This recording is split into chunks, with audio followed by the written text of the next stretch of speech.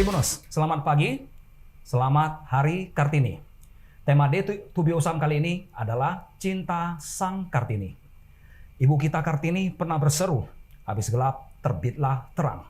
Kegelapan itu sendiri konon merupakan sebuah frase sastra yang berkaitan dengan ketidaktahuan dan keputusasaan. Memupus kegelapan sendiri membutuhkan kekuatan luar biasa. Dan kasih sayang dan cinta itulah yang merupakan jawaban yang akan memberi kekuatan pada setiap insan untuk bangkit. Telah hadir di studio seorang Kartini filantropis yang kerap meluangkan waktu dalam dunia sosial. Aktif berbagi kaki palsu, pembuatan sumur air, peduli mereka yang sakit. Semua ini menjadi inspirasi bagi kita semua. Mari kita sapa narasumber kita, Ibu Feni Go. Apa kabar, Bu? Baik. Baik ya, senantiasa semangat ya. Pak. Nah, Ibu kita selalu baik dan bersemangat. Kalau boleh tahu Bu Feni, sehari-hari apa kesibukannya, Bu? Sebagaimana wanita pada umumnya, kita tentu memprioritaskan tanggung jawab lah, mengurus suami dan anak-anak, memberi perhatian pada orang tua, turut serta dalam pembangunan dalam kapasitas bersumbangsi waktu dan semampu saya. Ada saat yang saya sebut me time, ada saat juga yang kita sebut we time, yang berarti saat peduli sesama tentunya dengan restu suami dan tanpa mengabaikan anak-anak. Ternyata luar biasa sekali ya, ada penggolongan waktu me time ya, tapi yang juga disusul dengan we time. Dan yang paling saya sukai adalah tidak luputnya tanggung jawab sang ibu untuk mengurus rumah tangga. Kita beri applause yang luar biasa untuk Bu Feni Go ya. Nah, selanjutnya bagaimana Ibu memandang Hari Kartini sebagai hari bernilai istimewa, Bu Feni? Ibu Kartini adalah ibu emansipasi.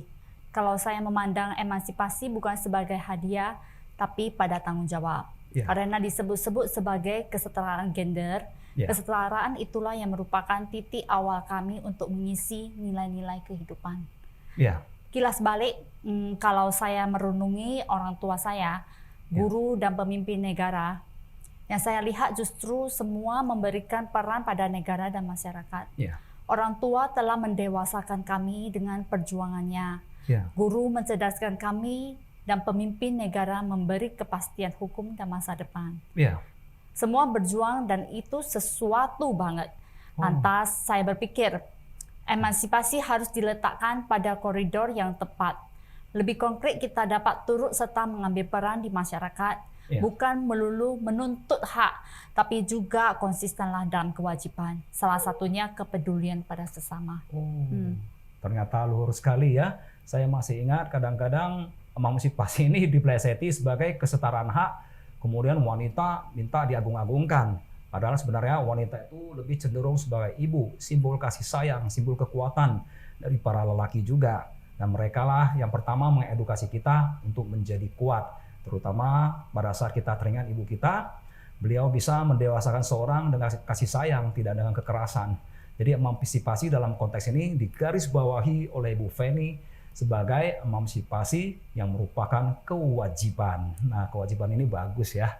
Nah, baik, selanjutnya asal mula Ibu tertarik di dunia sosial. Saya lihat Ibu kiprahnya dari meja redaksi, kita udah lihat rekam jejak dan DNA Ibu. Ada memberikan bantuan, terutama waktu banjir beberapa waktu lalu ya. Ibu dengan kawan-kawan sudah terlibat di lapangan, dan juga saya lihat dokumentasi dari ada pemberian kaki palsu, dan juga menolong mereka yang sakit. Dan saya lihat di aktivitas di beberapa organisasi besar, Ibu turut dalam partisipasi untuk mendukung suksesnya vaksin. Nah, bagaimana ini awal mulanya Bu, Ibu tergerak? Pernah sewaktu saya mengisi waktu senggang bertamasya, saya melihat seorang anak prasejahtera yang sangat kelaparan. Kebetulan di tas saya ada roti. Nah, spontan saya memberikannya. Ia menerima tertawa tapi air matanya keluar. Ini menohok hati saya. Roti mungkin untuk sarapan saya, air matanya menjelaskan nilai pemberian itu. Dalam hati saya berpikir, hal-hal yang kecil begini sangat berarti baginya. Sejak itu, saya memberi nilai pada semua hal baik dalam hidup saya. Kemudian saya mulai mengajak rekan-rekan memulai hal kecil seperti mengunjungi orang sakit, memberi bantuan pada masyarakat yang kesulitan air bersih, peduli bencana, dan banyak lagi hal sosial yang dapat kita lakukan selain itu. sangat banyak kalau dijabarkan. Ya. Sangat banyak ya? Sangat banyak di kehidupan sehari-hari kita dapat menemukannya. Iya. Wah, Setiap saat juga dapat menemukannya. Saya jadi juga turut terharu Bu Feni ya. Kita mau jeli aja, kita mau bijaksana dengan situasi yang ada di sekitar kita. Benar. Sama situasi lah, semuanya punya kesempatan untuk berbuat baik. Kita harus pandai-pandai menggunakan situasi. Seperti itu ya. Tapi triggernya Tribuners, ternyata saya sering mengatakan banyak sekali orang-orang sukses di dalam kehidupan ini, mereka tidak berhutang apapun pada siapapun. Tetapi mereka mengambil posisi sebagai orang yang peduli. Nah, saat ini yang kita sebut something different. Sesuatu yang berbeda. Ketika Anda memiliki kemampuan dan Anda mau, Anda sungguh terpuji. Nah, terutama tadi triggernya adalah waktu Bu Feni memiliki roti. Mungkin bagi kita semua ya itu hanya sebuah sekedar sarapan lah. Roti juga bukan sebuah sarapan yang mewah, tapi ternyata bagi mereka yang prasejahtera, ini adalah sesuatu yang sangat mewah. Tadi disebutkan dia tertawa tapi air matanya keluar. Ya, saya juga sangat tersentuh karena menghadapi kelaparan itu sungguh tidak enak. Jadi dari sana timbullah yang namanya komitmen dan motivasi bagi Bu Feni ya. Benar sekali. Dan setelah itu saya terharunya lagi, beliau kemudian berkata sejak itu dia memberi nilai pada setiap aspek di dalam kehidupannya. Kadang-kadang kita lupa berterima kasih. Jadi dalam definisi yang dikatakan oleh Master Cheng Yen, kan-en, atau juga oleh para pakar lainnya disebut grateful. Dan berartinya kita bersyukur pada segala sesuatu yang kita miliki, karena itu adalah berkah. Nah selanjutnya Bu, kalau Ibu memberi nilai pada setiap aspek yang ada dalam kehidupan Ibu, pasti sebagai seorang yang sudah berjibaku dalam kehidupan, ya, kemudian ada karirnya. Apa strategi Ibu dalam menggerakkan rekan-rekan? Karena saya lihat aktivitas ini nggak sendirian Ibu ini. Benar sekali. Ya. Saya tidak memiliki strategi, kecuali saya berbicara selalu dari hati ke hati. Bahkan cenderung emosional saya bergerutu betapa kasihan masyarakat yang sedang dilanda musibah. Ya. Kebaikan hati teman-teman, rekan-rekan mengimbangi niat saya. Jadi saya tidak ada strategi, kecuali tulus, sejujurnya. Semua misi yang berhasil ini karena dukungan mereka semua, rekan-rekanku, teman-temanku, dan mereka yang bermurah hati. Kalian yang luar biasa. Terima kasih. Saya salut ya. Jadi selama ini saya lihat di dalam beberapa skenario, orang bilang, what you say, what you do. And after that, is a trigger for everything. Jadi kadang-kadang untuk memancing sebuah pergerakan, Anda sendiri melakukannya, itu strategi.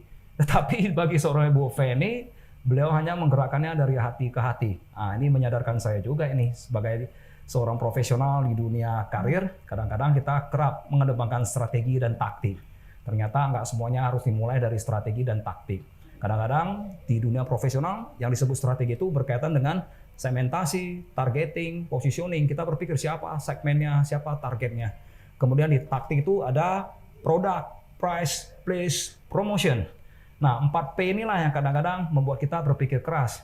Tapi bagi seorang Ibu Feni Go, ternyata dia memulainya dari hati ke hati dan didukung oleh kawan-kawan. Jadi melalui kesempatan ini, saya mengucapkan terima kasih pada Bapak Ibu yang telah menjadi orang baik. Tetaplah baik ya Bapak Ibu ya. Walaupun kadang-kadang di masyarakat kita menghadapi yang namanya orang yang tidak menghargai, tidak menjunjung tinggi nilai-nilai kemanusiaan itu.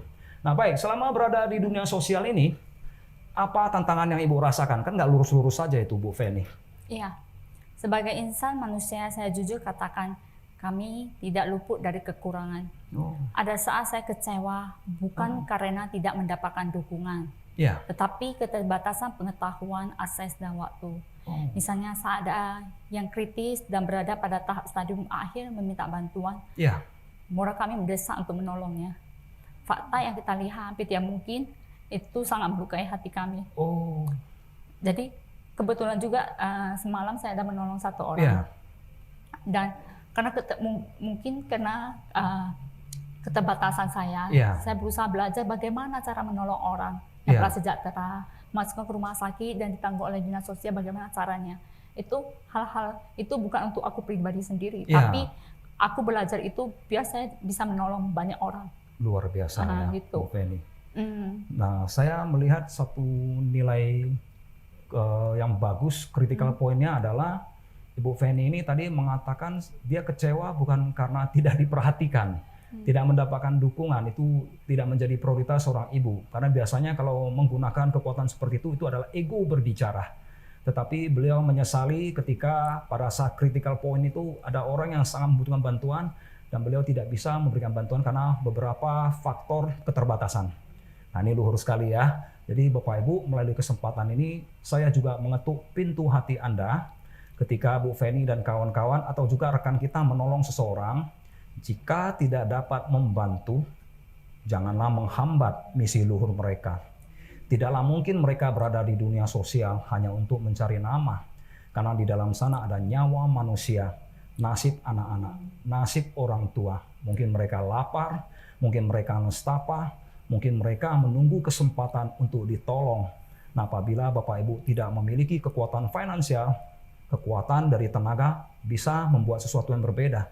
Jika tidak memiliki waktu, tidak memiliki finansial, doakanlah kami dan Ibu Feni dan kawan-kawannya di lapangan. Semoga tugas mereka lancar, bertemu orang yang tepat, dan orang yang meminta bantuan itu tertolong sebagaimana mestinya. Nah baik Bu Feni, kalau saya katakan tadi ada tantangannya, nah apakah selama proses membantu masyarakat, Ibu berjalan sendiri saja? Tentu tidak. Tidak ya? Selama kegiatan AMA berlangsung, kami sering berkolaborasi karena beberapa hal sangat segmented. Ya. Misalkan membutuhkan keahlian dokter. Benar. Ya. Itu keterbatasan saya juga kan. Ya. Psikolog, Ya. narasumber, dan tenaga relawan. Ya. Kita sangat membutuhkan banyak orang. Kita tidak bisa bergerak sendiri. Butuh ya? Butuh. Kita ini harus berkolaborasi lah kita. Iya. Masing-masing punya talenta masing-masing, pengetahuan masing-masing. Betul ya. Kita berkolaborasi. Ya, kalau saya lihat ya Tribuners, penampilan Ibu ini sungguh kinclong ya, cantik ya, kemudian berpenampilan yang sangat elok. Saya tanya Ibu, ketika banjir Ibu bersedia berpakaian apa adanya, buka sandal dan sepatu, mengapa Ibu mau? Mengapa Ibu mau? Kami tidak berharap mendapatkan apa-apa. Ya. Tetapi selama kegiatan berlangsung, kami melihat bahwa setiap saat, setiap insan berisiko sakit, berisiko pada karir, menghadapi bencana dan juga kemalangan.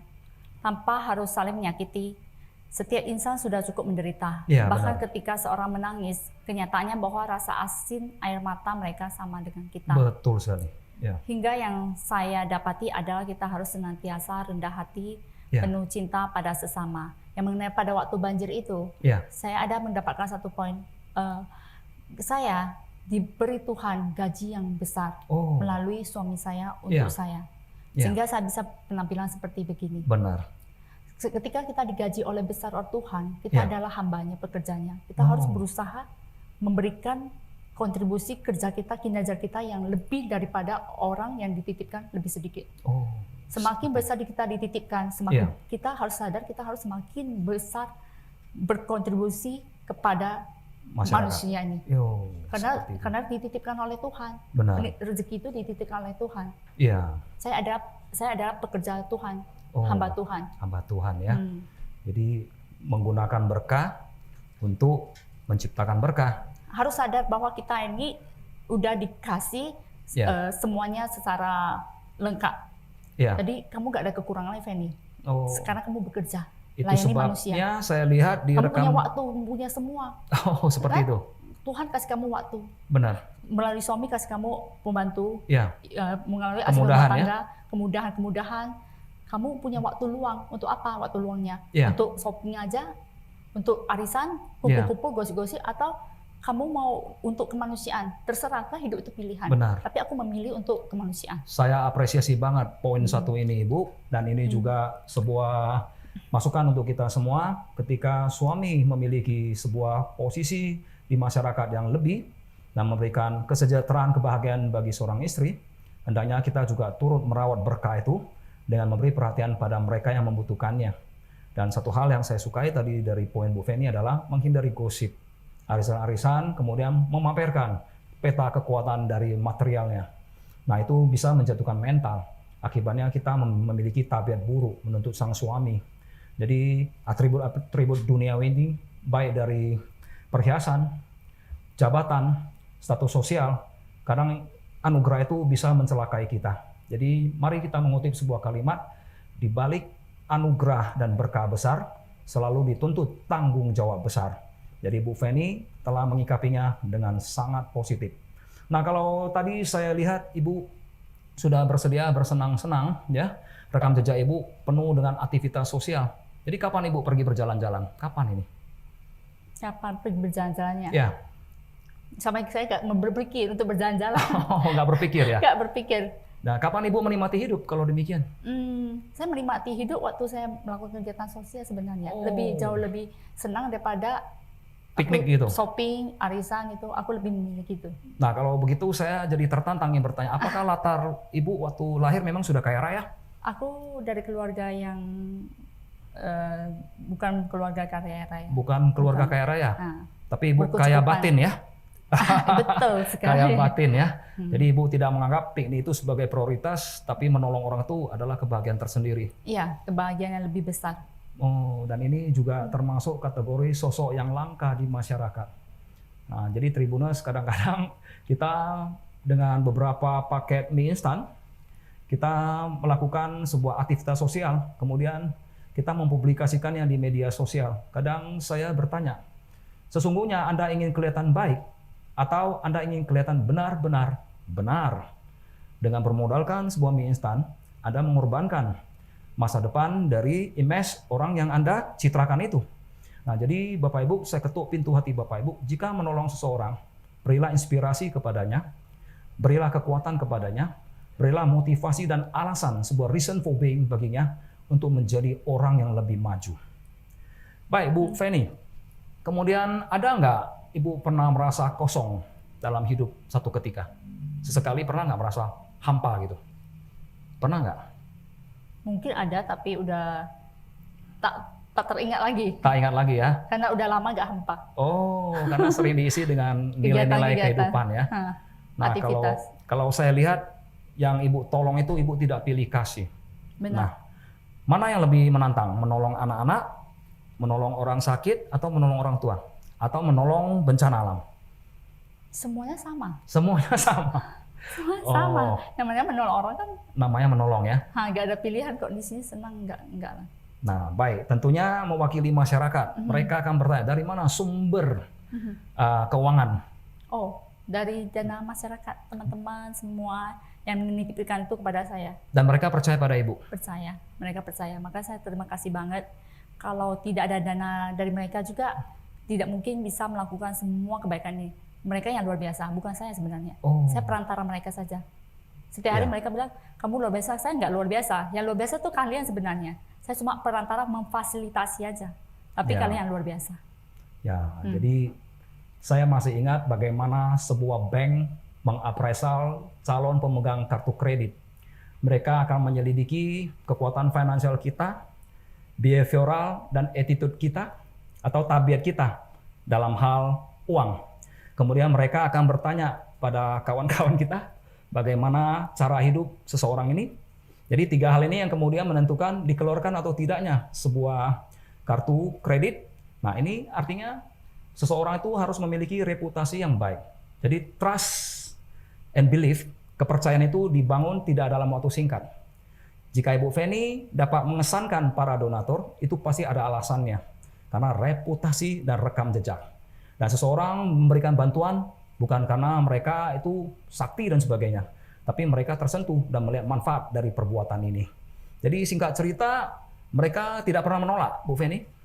Saya tidak pernah meminta. Tidak pernah meminta, tapi setelah Ibu bergerak, mereka langsung mendukung. Mendukung. Luar biasa ya. Saya tidak meminta perseorangan, tapi saya meminta secara pengumuman. Siapa yang mau ikut, ikutlah gitu, tapi tidak perseorangan. Dan dalam waktu singkat udah terjadi penggalangan itu. Iya. Oke. Nah, seandainya begini, kalau ada anak-anak asuh ingin sekolah, bagaimana?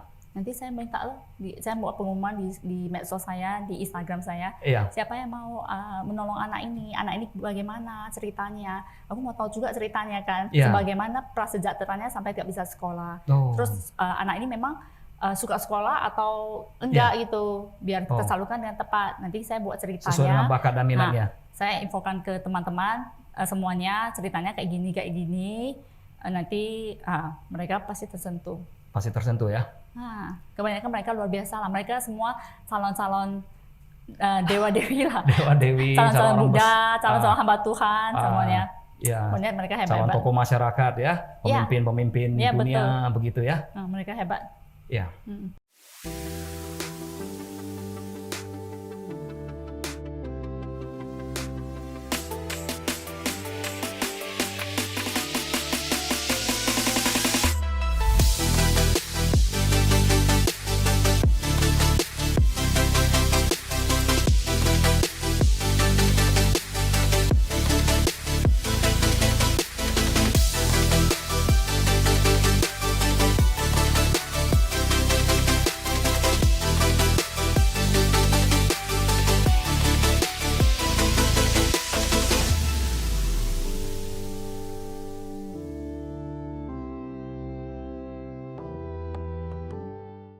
Nah, Bu Feni, saya melihat di media sosial ada publikasi.